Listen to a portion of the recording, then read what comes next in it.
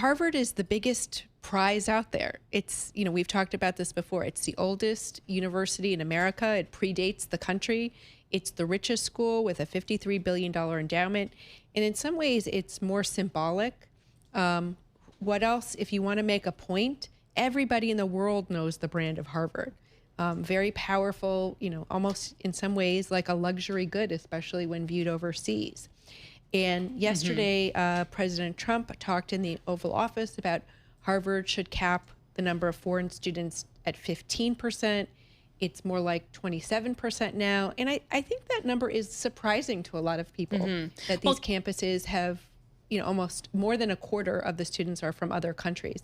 Well, to that point, there is a headline that the Harvard case judge is now expanding the block of President Trump's foreign student ban. Does that imply that more foreign students get a stay on, are allowed to sort of stay at Harvard or apply to be at Harvard?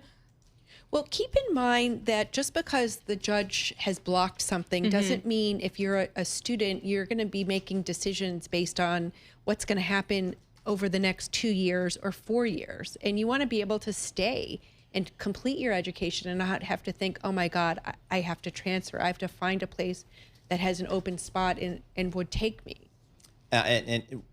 With my affiliation with Duke University, I saw this at the board level, the first Trump administration, and now again, it's the exact same thing is happening now. They're seeing a drop in applications and interest from foreign students because they just don't know what the situation is going to be a week from now, a year from now, 3 years from now.